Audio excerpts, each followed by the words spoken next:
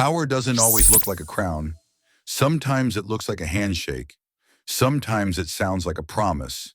And sometimes power hides in plain sight, behind a smile, a contract, and a man who pretends to be smaller than he actually is, until the moment he decides to take everything.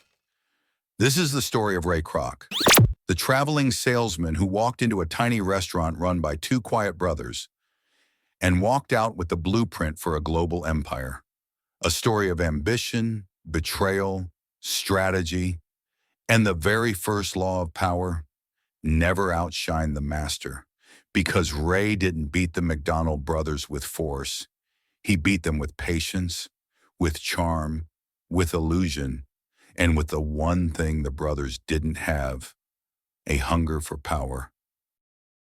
Tonight, or wherever you're listening from, work, home, the car, settle in. Because what you're about to hear won't just entertain you. It'll make you smarter, sharper, more aware of how power moves in the real world. Before we begin, welcome to Untold Docs.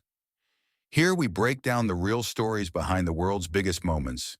Stories that teach you strategy, business, psychology, and survival. If you're new here, drop a like and comment where you're listening from. Your city, your state, your country. We'd love to know who's tuning in. And if you want more true stories like this, make sure you subscribe. Now, let's go back in time to a little restaurant in California where the golden arches were born and where two brothers unknowingly met the man who would take their dream further than they ever imagined. Just not with them. It's 1954. Ray Kroc is 52 years old, exhausted, nearly broke, and still grinding as a milkshake machine salesman. At that age, most men accept their fate. Ray refused. One day he gets an odd order. A restaurant wants 8 of his machines, 8, for a business he's never heard of. Curious, he drives to San Bernardino, California, and when he arrives, he sees it. A tiny walk-up stand called McDonald's.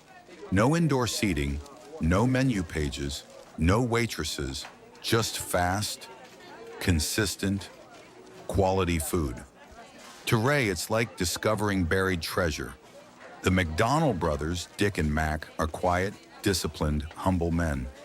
They perfected efficiency. They built a speedy system that functioned like a factory. To them, it was a good living. To Ray, it was an empire waiting to happen.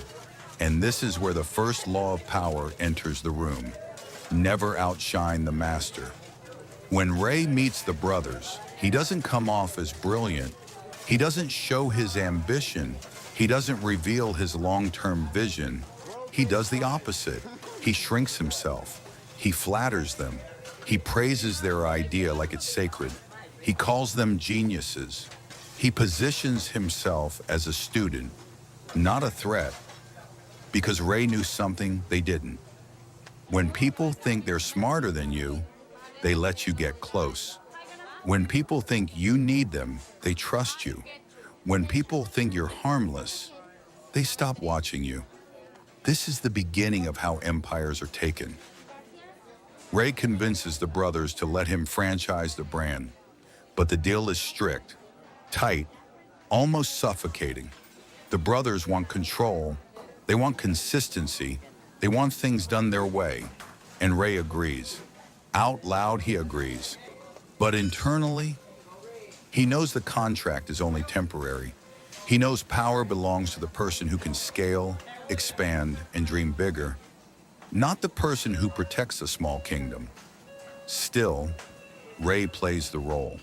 He acts grateful. He acts obedient. He acts like a man honored to even be in the room. Because Ray Kroc understood a truth many people ignore. If you reveal your ambition too early, you invite resistance. If you hide it, you bypass it. Ray opens new locations. He works relentlessly. He travels, recruits, trains, manages, inspects, He becomes the face of growth. The brothers, they stay in California. Slowly, Ray becomes the real McDonald's, but he never shows it, not yet, because that would be outshining the masters, and that's the fastest way to get shut out. As McDonald's grows, Ray realizes something painful. He's doing all the work, all the traveling, all the risk, all the headaches, but the profit, the real money, it's too small. The franchise agreement holds him by the throat. Ray needs a way around the brothers, not to destroy them, but to bypass them. And this is where we see another side to law, one of power. When you can't outshine the master, outgrow the master. Ray meets a lawyer named Harry Sonneborn. Harry drops a bombshell idea. Ray, don't make your money from burgers, make it from real estate. Buy the land your franchises sit on, then rent it to the franchisees. They'll need you more than you need them. Ray's life changes. This was the moment he gained real power, because the brothers could control operations, but Ray would control the ground beneath their feet. By the time they realized what was happening, Ray didn't just run McDonald's, he owned McDonald's. If you're enjoying this breakdown, hit like, drop a comment, what's your biggest takeaway so far, and subscribe if you want more stories that teach you life and business through real events. Now, back to the story. Eventually the relationship collapses. The brothers want stability, Ray wants domination. Ray offers to buy them out. The brothers ask for $2.7 million, a number huge for the time, but enough for them to retire comfortably. Ray agrees. They shake hands. A verbal deal is made for the brothers to receive future royalties, a small percentage, but that handshake agreement never appears on paper. Ray denies it existed, and the brothers never receive another dollar. Their original restaurant, the birthplace of the empire, is later forced to shut down after Ray opens a competing McDonald's nearby. He stripped their name. He stripped their legacy. He erased their footprint from their own creation. Cold? Yes. Strategic? Absolutely. A violation of ethics? Many say yes. But power does not care about feelings. Power cares about leverage, momentum, and timing. Ray played the long game. He acted small until the moment he didn't need to be small anymore.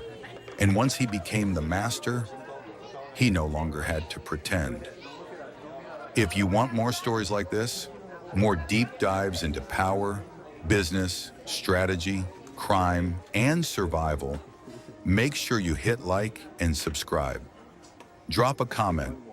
We love seeing where the Untold Docs community is tuning in from. Now let's finish this story. Ray Kroc built McDonald's into a global powerhouse.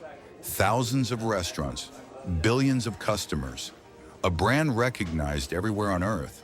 But the brothers, their story became a cautionary tale. Because here's the truth. They created the system. They invented the formula.